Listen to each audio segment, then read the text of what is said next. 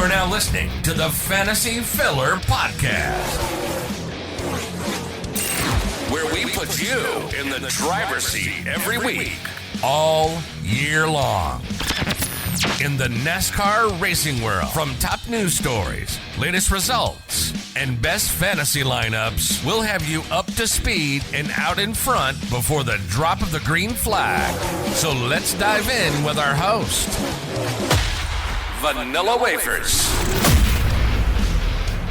The stakes have never been higher to make it into the playoffs, as we now just have 2 races left here in the 2023 season, a road course and a super speedway. Which drivers will be able to lock themselves into the playoffs and which drivers will come up short, and also which drivers will be the top representatives here at this road course at Watkins Glen International. That and more in today's episode of the Fantasy Filler Podcast. Hopefully you guys are ready for this weekend, as I feel like this race will be a pretty exciting one for the fans, as Watkins Glen International has been probably the most exciting road course for many, many years. I mean, in all honesty, this has been the track why fans really wanted to see more road courses. I do love Sonoma, I really do.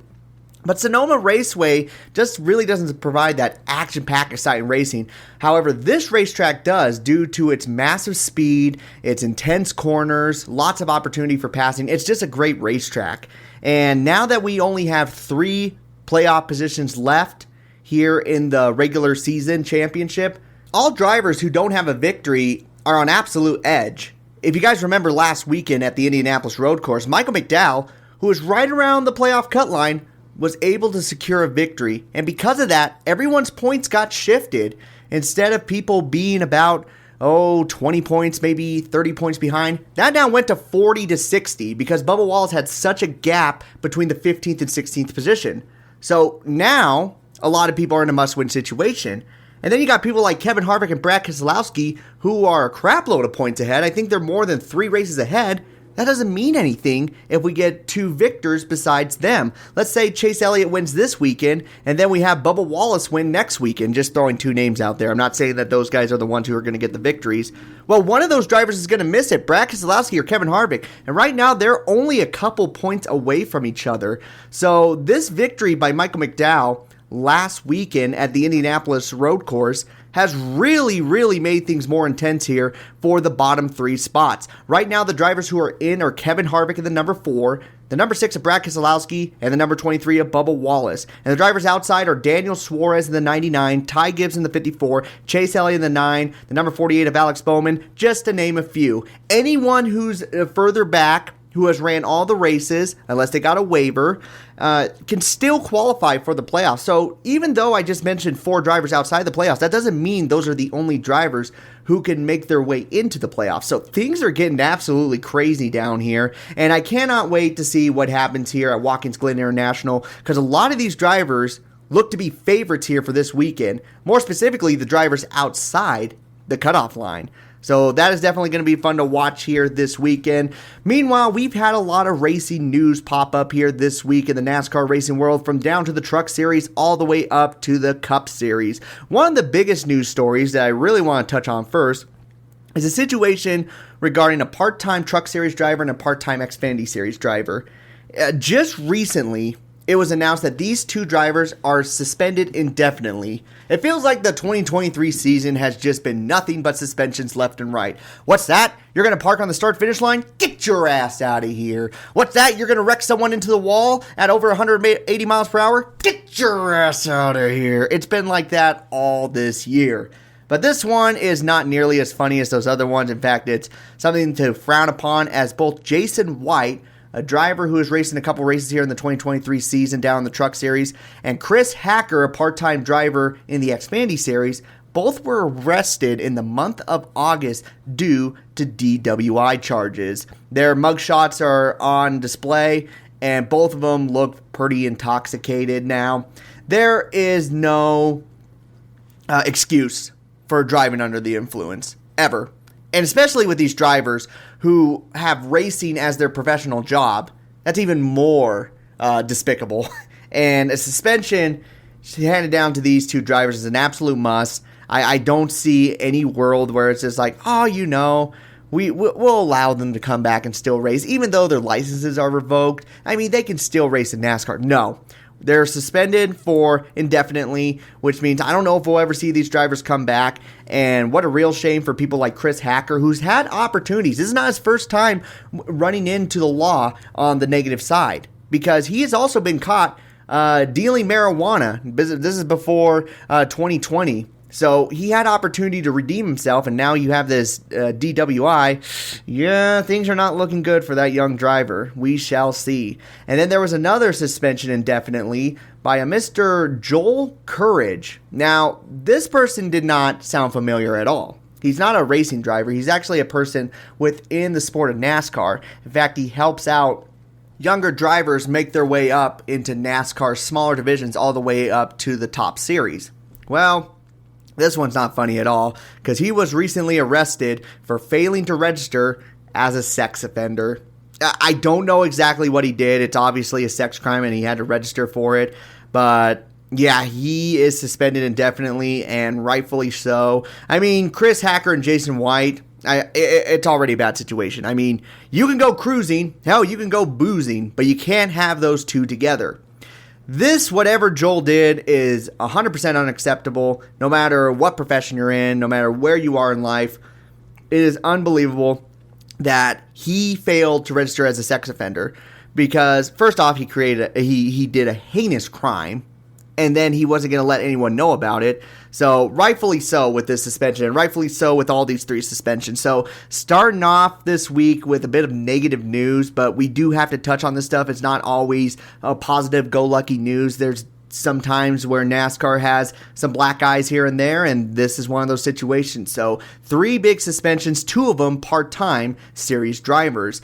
Down in the truck series, they will not be racing here this weekend, but next weekend they will be racing at the Milwaukee Mile. For the first time in quite a few years, remember, they are in the middle of their playoffs. Only one driver has locked themselves into the next round, and that is Ty Majeski with his impressive win over at Lucas Oil Indianapolis Raceway Park. It was a very dominant performance, so what he's just trying to do is just keep adding on to his playoff points to be able to advance on. It's still really close there as far as the playoff battle goes. More specifically, the 4 drivers who are really duking it out is the number 25 of Matt DiBenedetto, the number 88 of Matt Crafton, the number 99 of Ben Rhodes, and the number 2, the highest rated rookie, Nick Sanchez. So that is all to really cover here in the truck series. Nothing really too much popped up there. Down here in the Xfinity series, they will be running here at Watkins Glen, as we have a total of 40 drivers trying to make their way into the 38-car field. Some noticeable names that are on the entry list include the number 17 for Hendrick Motorsports with Alex Bowman behind the wheel.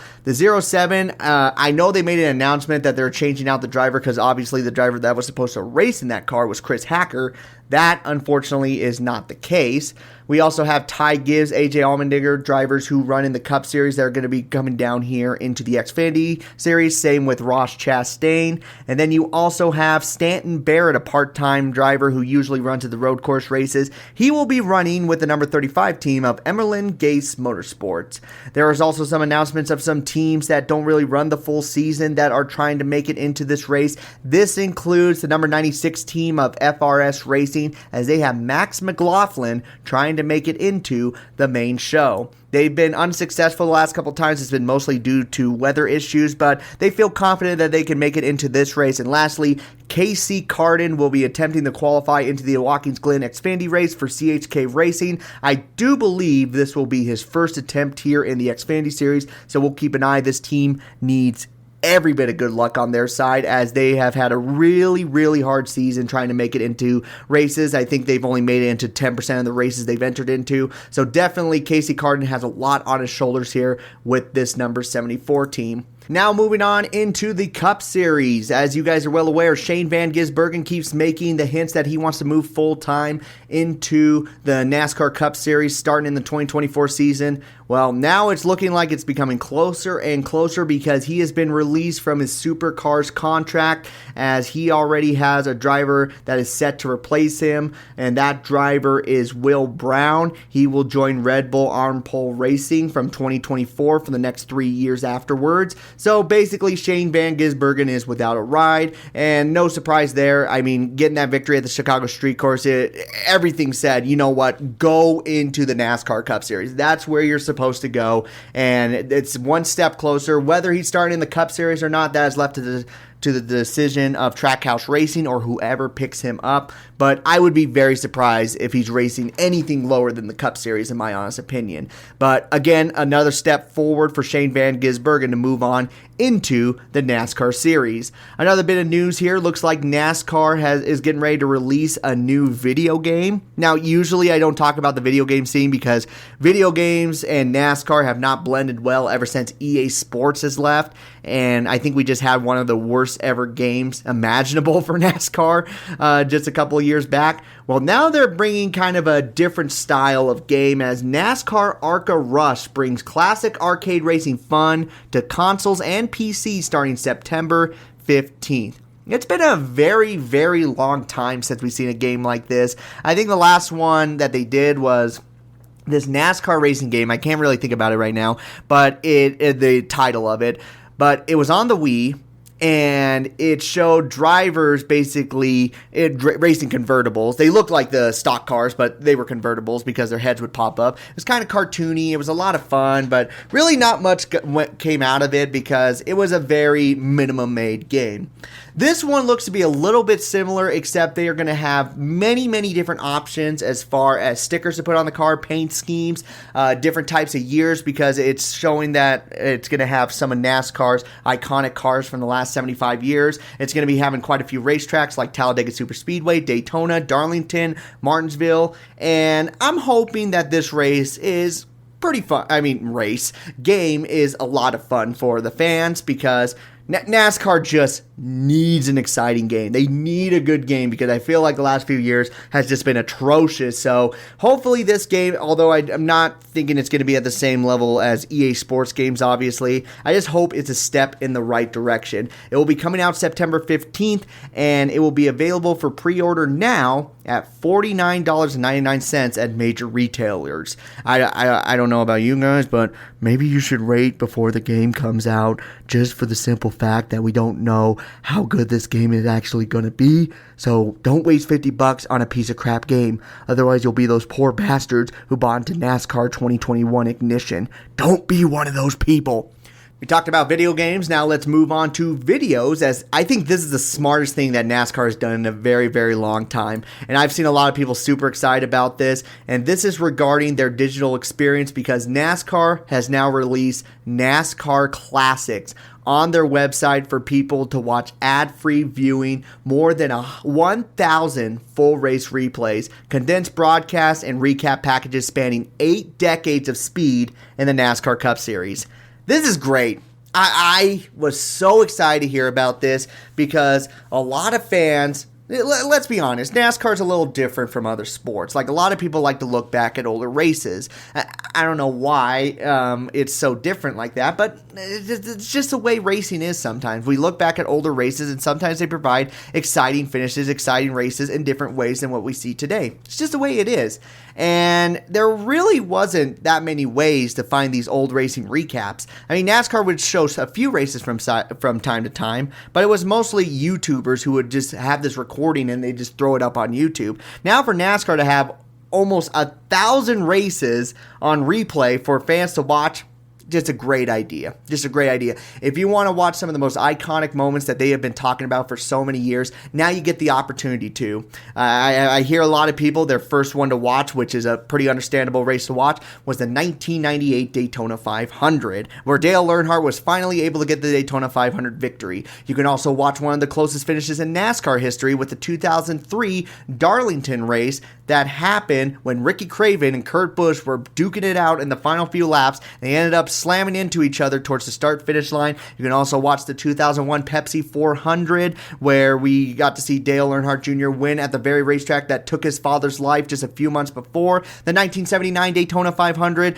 the race that put NASCAR on the map worldwide. Just so many races to watch. It's now at your fingertips, and bravo to NASCAR for seeing this potential market here, and I think fans are just going to be very appreciative and just going to enjoy every minute of it. So we already know who's driving the number 42 car for Legacy Motor Club. As you guys are well aware, Noah Gragson asked to be released from his contract. Mike Rockenfeller was announced that he was going to be racing for both the road course events. This will be his last race in that 42 car as of right now.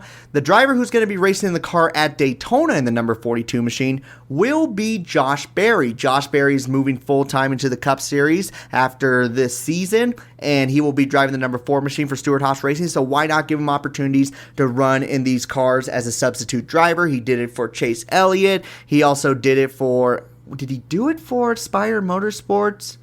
No, he didn't do it for Spire Motorsports. He did it with the 42 team as well. I remember Noah Gragson also had to leave due to a concussion. So he's basically coming back to a team that he raced with before.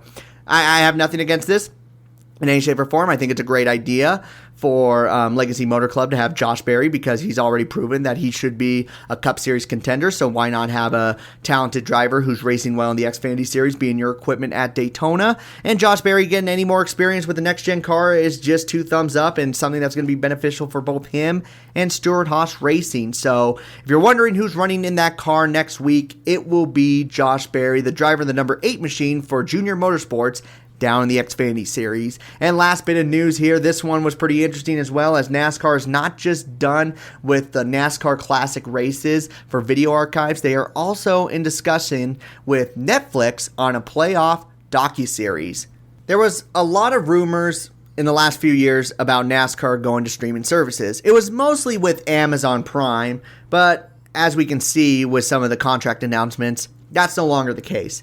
However, racing has gotten really popular on streaming services like Netflix. I mean, Formula One was one of those series that really benefited from having their own series on there. NASCAR is looking to do the same thing. They only really want to focus on the playoffs, it sounds like. We'll see what happens, or maybe they'll film a whole full season.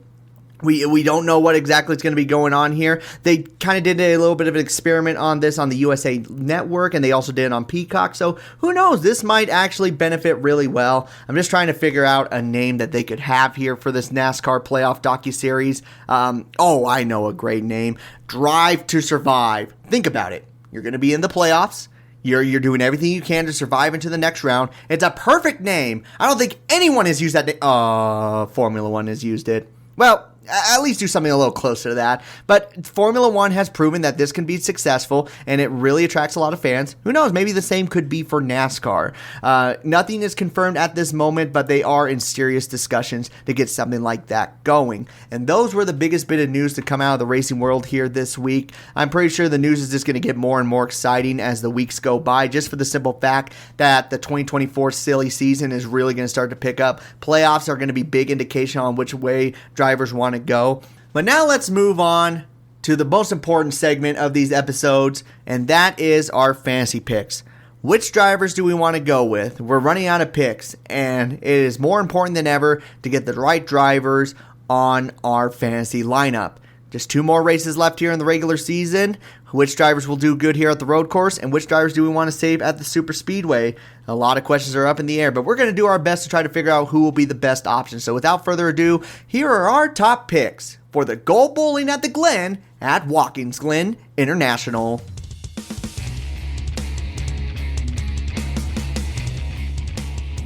Alright, similar to last week, we're going to be looking at past road course races to kind of determine which will be the best options, as well as most importantly focusing on past finishes here at Watkins Glen. Now, we've learned quite a bit from last week. I think one of the biggest takeaways we could get from last week is that the drivers around the cutoff line are probably going to be some of the best options to go with.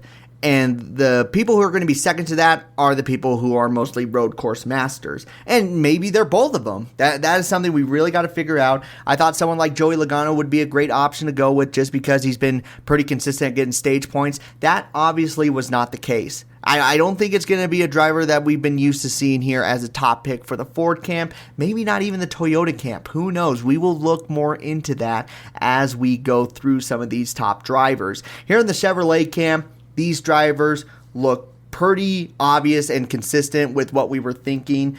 And here in this race, I think the Chevrolets will be the representatives. I think they're going to be the ones putting up the best showing. Now that I said that, it could more than likely be another situation where Michael McDowell winds up in victory lane. I don't know.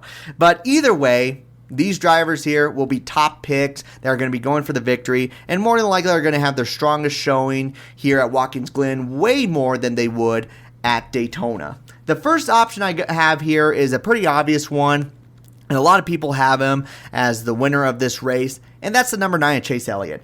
Chase Elliott, whether or not he's having a good or bad year, he's always been very consistent when it comes to Watkins Glen. The road courses, he's been doing really well. The only one he really struggles at has been the Charlotte Roval as far as finishes go. And even then, those are sometimes not his fault. Technically, they're his fault. But he wasn't the one who initially caused the incident. Anyways, here at Watkins Glen, his worst finish in the last 4 years has been a 4th place finish.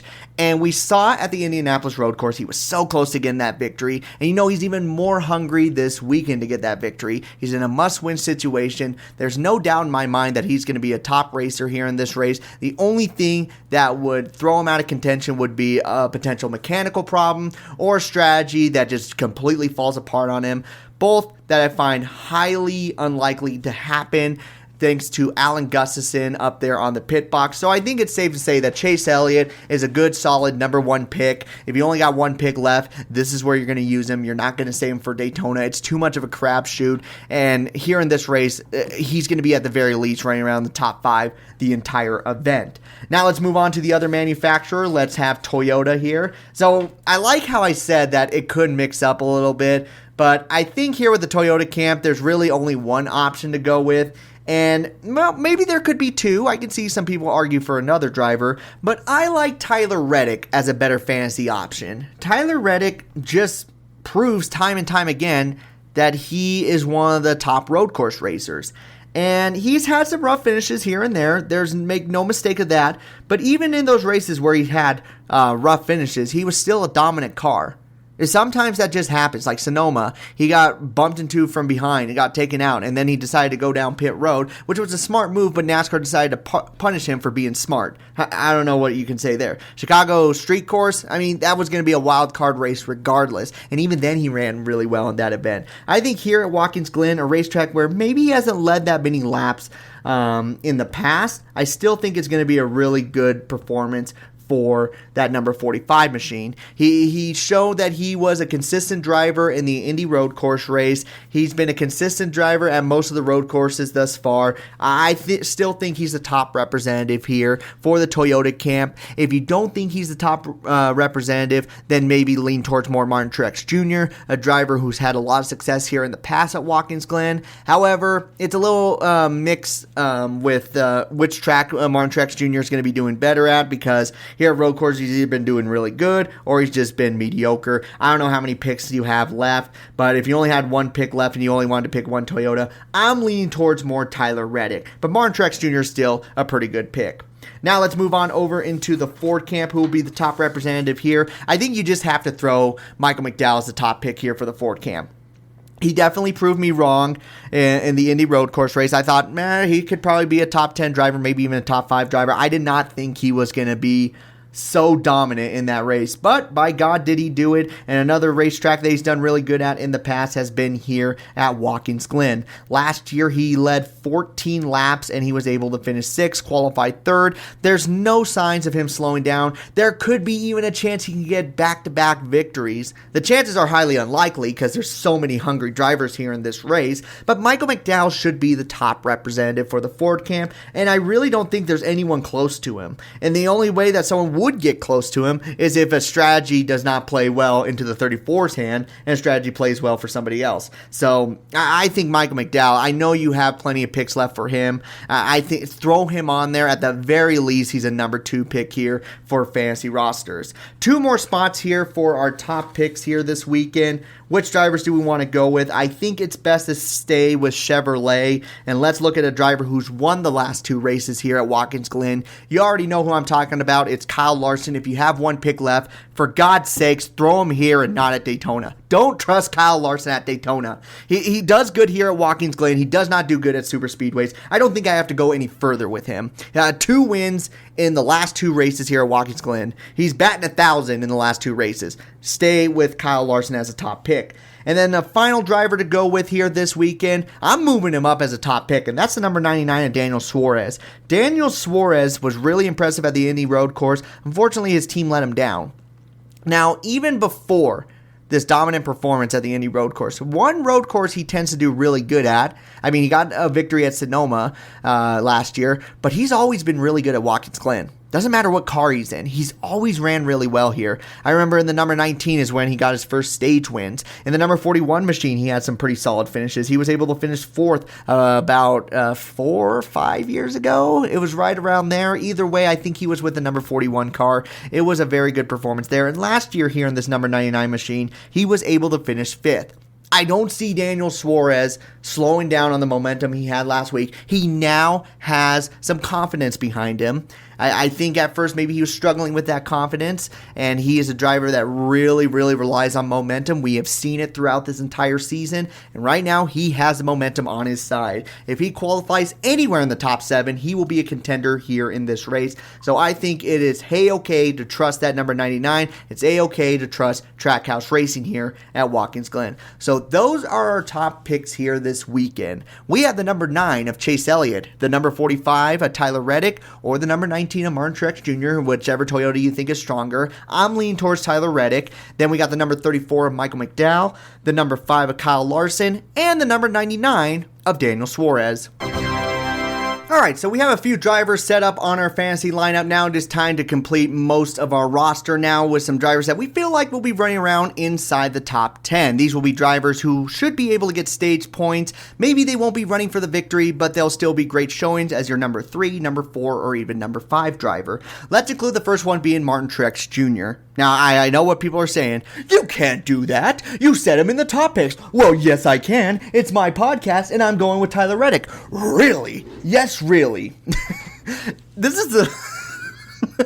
is one of those times where I wish I had a camera on. I think one day this podcast will change and we'll have more videos set up, and maybe I'll set it more on like YouTube and stuff, because whenever I have arguments with myself, whenever I was using characters like 3 years ago, I would seriously be looking at one side of the room and looking at another side of the room, feel like I was having an argument and I saw the person right there. It's just something that I hope you guys get to see at one point. But basically, I was doing that there. But anyways, way off topic. Martin Truex Jr., solid pick. I just don't see him really struggling here in this race. If he has himself a good finish here, he guarantees that he's going to win the regular season championship. I know how important that is to him. Denny Hamlin is still a lot of points behind. Let me see exactly how many points he is back. Martin Truex Jr. sits at 830, and Denny Hamlin sits at 770. So basically, if he finishes in front of Denny Hamlin, he secures it. So he's going to have himself a pretty good day. And if you think Denny Hamlin will have a good result here, I don't want to put him as another driver as pretty good. There's a chance that he could finish inside the top 5, but in all honesty, I like Martin Truex Jr. way more than I like Denny Hamlin. So Martin Truex Jr., he's the first driver to represent the pretty good category. Another driver to really consider will definitely be the number 16 machine of AJ Allmendinger. This is going to be his last chance to make it in all honesty. I don't see him winning at Daytona. He's made improvements at super speedways. It's not his cup of tea. He's made it very clear. So no, I don't trust him at Daytona, but I do trust him here. His finishes have been phenomenal when it comes to Watkins Glen. This is where he got his first victory as a Cup Series driver, and he's been able to finish 2nd, 15th, 9th, and 4th in the last 4 races here at Watkins Glen. Last week was a doozy. It really was, but Kaulig Racing as a whole was off the mark. I think he can really bounce back here in this race. There's been other road courses this year that he has finished really well. Sonoma, he was able to finish 6th. Charlotte Roval last year, he was able to finish 4th. It's just been unfortunate luck for that number 16 machine, but I think he can turn things around here at Watkins Glen. I don't know if he's going to be able to win the race. There's some other drivers that seem to be a little bit stronger than him, but either way, I still feel like he will be able to finish inside the top 10, so there's no reason not to trust the number 16 of AJ Allmendinger with Kaulig Racing. There's a couple more spots here. I'm trying to look through my list here and see who else we should go with. I think another driver to go with, and I feel a little bit more confident with him, is the number 54, Ty Gibbs. Ty Gibbs is getting a lot of practice right now in the Xfinity Series. Not at the same level as his performances in the Xfinity Series, but he's still been doing pretty decent. If he's able to run around inside the top 10, I think that's going to be a pretty respectful performance on his part. There's some people who think he can get the victory. There's just too many other drivers that look stronger than him. I prefer AJ Allmendinger getting the victory over Ty Gibbs. I think AJ can have a better performance. But with that being said, I still think Ty Gibbs will be right around that mix, trying to find ways to get some solid runs. Maybe he gets some stage points here and there just to build up that momentum. Who knows? But either way, I still think he's worth a shot on fantasy leagues. Keep an eye on him as a number 4 pick, maybe number 5 pick. Don't expect him to be winning the race, but expect him to have himself a decent performance. 2 more drivers left. Who do we want to include here? I think an easy one to go with is Chris Buescher. Chris Buescher still has that great momentum. He's been riding around in the top 12 in the last, 10 road courses. So, yeah, it's pretty safe to rely on Chris Buescher. I don't think he's going to score you the most points in the world, but if you're looking at him as a number 5 pick, you're going to be happy with that decision. So that one's a pretty easy one to go with. I think Chris Buescher should be one that a lot of people should rely on, and that just leaves us one driver left. Which driver do we want to close out here with a pretty good category? I am looking at my stats here, and there are some drivers who really shine out to me, and there's some drivers that I really don't like at all. You know what? Let's play it safe. Let's throw the number 20 of Christopher Bell in. I think Christopher Bell can get himself a top 10 finish. He's been pretty consistent here at the road courses, making some improvements. But again, I still think he's behind drivers like Martin Truex Jr., Tyler Reddick, and Denny Hamlin, but that doesn't mean that it's going to be a terrible week for him. I still think he can have himself a decent run. He's finished in the top 10, and more specifically 8th and 7th in the last 2 Watkins Glen races. So the man can run well at road courses. I mean, look at last race. He was able to lead 11 laps and finish 9th at the Indianapolis road course, 9th place at Sonoma. Hell, he got the victory at the Charlotte Roval. So there is potential there. I would put him slightly ahead of Chris Buescher, but he's not going to be the top representative Toyota. So if you only have one pick left for Christopher Bell, do keep in mind that it's not going to be running for a victory. It's going to be similar to what we've mentioned with the other few drivers here on this list, and that is top 10 is where to expect him. You're going to have people like Chase Elliott or Tyler Reddick in your fantasy lineup that need to be stronger than someone like Christopher Bell. But Christopher Bell should do really good here in this race. So those are the drivers in the pretty good category. We have the number 19 of Martin Truex Jr. We also have the number 16 of AJ Allmendinger, the number 54 of Ty Gibbs, the number 17 of Chris Buescher, and the number 20 of Christopher Bell. Did I ever tell you that time I called Chris Buescher Christopher Bell by accident because I was trying to call him Christopher Buescher? I have? Well, you know what? Anytime I have those names close to each other, I feel like I got to share that story. But yes, it was Las Vegas Motor Speedway. So excited to see him. And then I said, "How you doing, Christopher Bell? Buescher?" And then I dug my hands into my face. Everyone started booing me, which was pretty funny. The fans were on Chris Buescher's side, and Chris Buescher looked at me and said, "Come on, man." It was pretty cool that Chris Buescher had such humor for it, and I felt so bad. So ever since then, never tried to call him Christopher Buescher again, no matter how bad the NBC broadcast booth wanted to be Christopher Buescher. So we probably have only 1 or 2 spots at most left on our fantasy lineup. These are drivers that you might want to take a gamble on here this weekend. Always a fun little segment here. We're going to try to figure out which drivers feel like are going to be good options to rely on here this weekend as that final spot, and could impress a lot of drivers and fans that no one really saw coming. So let's see what we got here. We got a few drivers here that kind of pop up, but at the same time, it's been a little wishy-washy with them. So let's start off with a driver who's been really all over the place this season, and that is the number 2 of Austin Cindric. Can Austin Cindric finish inside the top 10? I don't know. These last 2 weeks, he could be a good gamble pick to go with. He's been known to be very successful at road courses. We saw it during his time in the Xfinity Series. He's been able to get a victory at super speedway events. He was able to do it in the Daytona 500 last year. It's just, what kind of car are we going to get with Austin Cindric? Are we going to get something that we saw at Sonoma, or are we going to get to see something that we've seen with Austin Cindric in the past? I don't know exactly, and that's what makes him a gamble pick. I wouldn't expect him any more than a garage pick right now. Keep an eye on how he's able to do in practice and qualifying. If he shows any signs that he could be something similar to what we saw at Sonoma, stay the hell away from him. But if he's running around inside the top 15, I don't know. It might be a good idea to gamble on the number 2 machine this weekend. Another driver to take a gamble on will be the number 48 of Alex Bowman. Yes, we keep talking about Chase Elliott. Yes, we keep talking about Kyle Larson. What about William Byron? No, we ain't talking about William Byron anymore. He's just focused on the playoffs right now. But Alex Bowman, he's another driver in that mix who's trying to do everything he can to make it into the playoffs. And it's been a struggle. It's been a real struggle with that 48 team. But something surprised me last weekend. For him to be able to finish that high up in the race, a racetrack where we did not think he was going to be able to run well at, he was able to finish 5th. And he qualified 9th, had some speed. So maybe it's worth keeping an eye on Alex Bowman. Maybe he's going to be able to pull something off here, and these Hendrick Motorsports cars are going to be able to get at least one of them into the playoffs, or they could even do 2. Maybe Chase Elliott has something at Daytona, who knows? But Alex Bowman should be worth a gamble pick as well. I'm just a little nervous if last week was a fluke or not, but we saw the success earlier this season. We saw the speed out of this 48 team, so they are capable of having fast cars and great performances. It's just, that's a long time ago, and lately we haven't seen that. So there is a bit of concern right there. With that being said, though, we saw how well he ran in the Indy Road Course race. He is, at the very least, worth consideration as a gamble pick. Another driver to take a gamble on here, why don't we include Chase Briscoe? I think Chase Briscoe, it's been a rough season for him. It really has been. But at least road courses, he's been finishing more near the front than he has been towards the back. This has been one of his stronger types of racetracks. We knew he was going to be good at road courses, but man, it's been a tough season. It's been a really tough season. But similar to Alex Bowman, he was able to turn things around at the Indy Road Course. Can he keep that consistency going?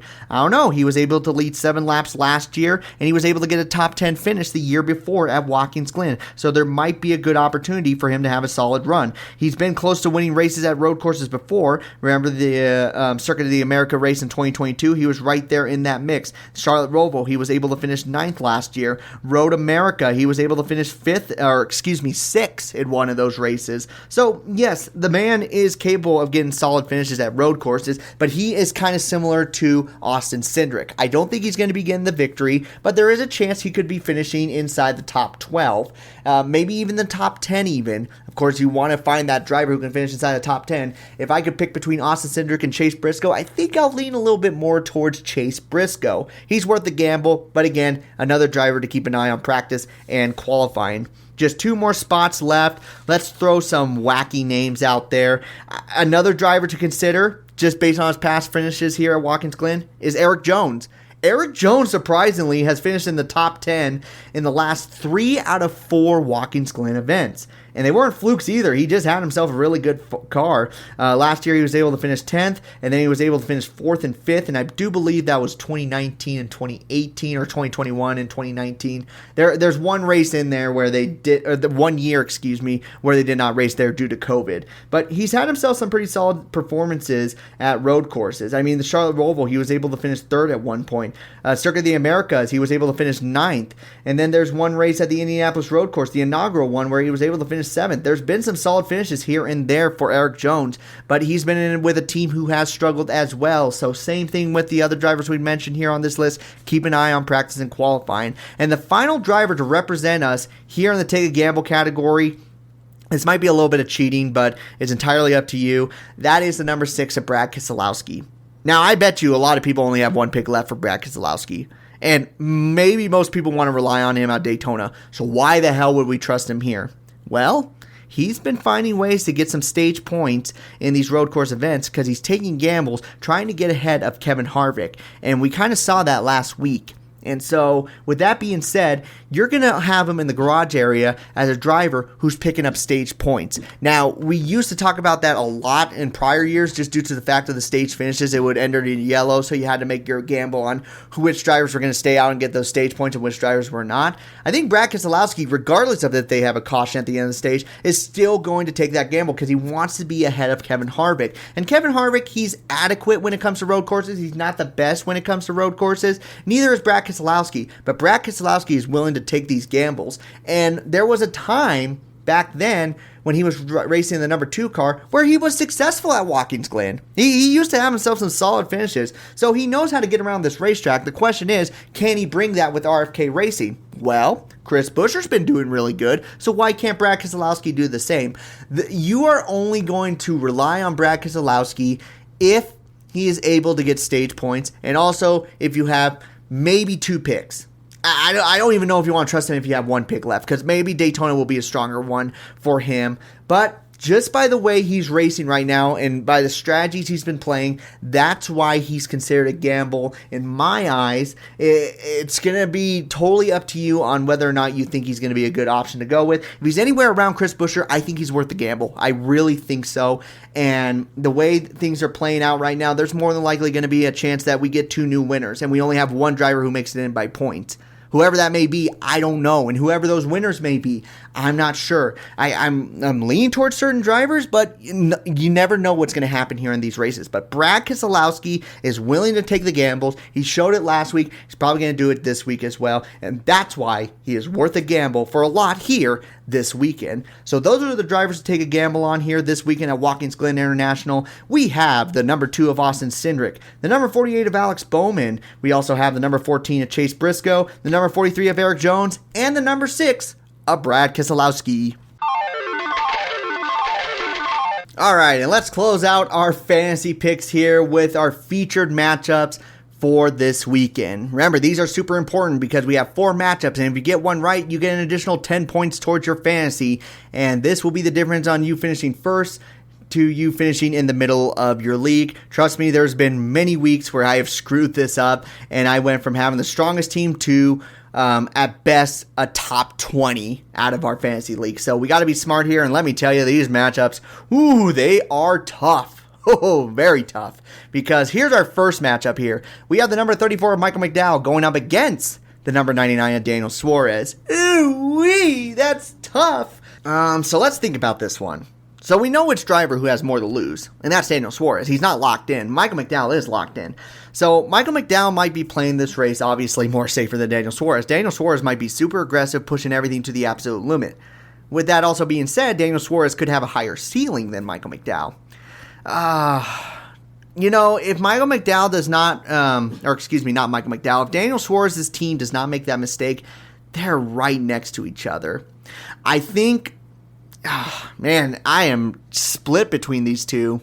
You know what? I'm going to lean towards Daniel Suarez. And the reason why is Daniel Suarez is going to be doing everything he can to get that victory, pushing it to the absolute limit. Michael McDowell does not need to push it to the absolute limit.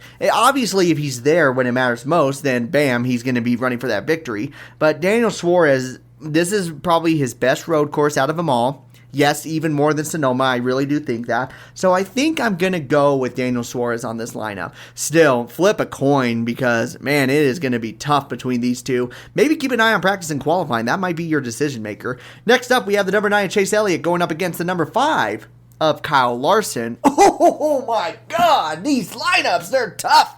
Man. I want to go with Chase Elliott on this one. If Rick Hendrick and Jeff Gordon are smart about this, they're obviously going to try to give the victory to Chase Elliott. I think last year these two were duking it out, and obviously if one person did not get the victory, they weren't going to miss the playoffs. This is a completely different story. And I think Chase Elliott, just based on what we saw last week, he has strong performances. Kyle Larson, he's going to do good here at Watkins Glen. But I think they're going to put more of their focus on Chase Elliott. I mean, it makes the most sense. And we've seen Kyle Larson in the past. He is a team player. He really is. Even though there's sometimes maybe he hasn't shown it, overall, he is. I've seen his radio communications, and if there's a situation where it's between him and Chase Elliott, I'm pretty sure he's going to race him a lot cleaner than anybody else. So I'm going to go with Chase Elliott on this one. Third matchup, the number 48 of Alex Bowman going up against the number 11 of Denny Hamlin. Denny Hamlin is probably going to have himself an adequate race. And when I mean adequate, I mean he's probably going to be running around between 8th through 15th. That's where I see him. Could he be getting stage points? Maybe. Could he be trying to get a playoff point? I mean, that would be smart.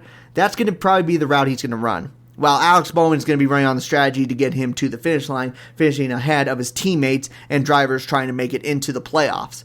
So, again, this is kind of a little bit similar to a Daniel Suarez, Michael McDowell situation.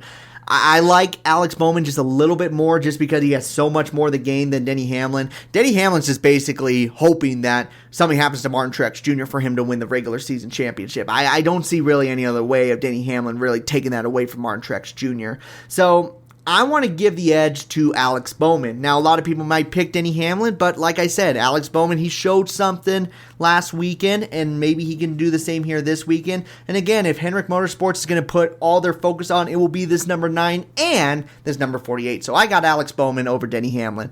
And the last feature matchup here, we have the number 54 Ty Gibbs going up against the number 23 of Bubba Wallace.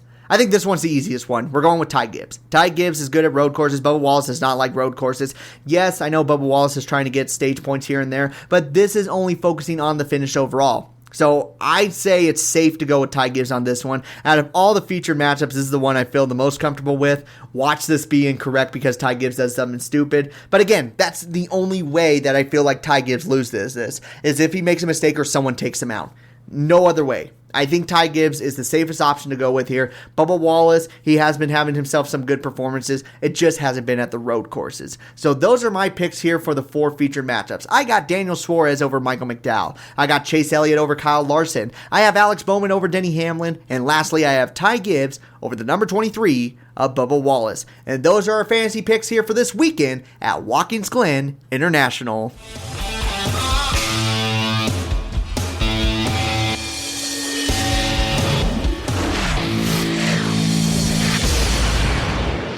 And that will just about wrap up today's episode, guys. Thank you so much for listening. This will definitely be an exciting race. I think out of all the road courses, this is always the one that really brings the most entertainment. I mean, even last year when road courses kind of felt like duds, at least this one had some excitement. It could have been to the drivers who were racing in the race, but even then at the end, it was still a lot of fun. So don't forget to tune into this race. It will be on the USA Network, and it will be starting at 12. Oh, wait.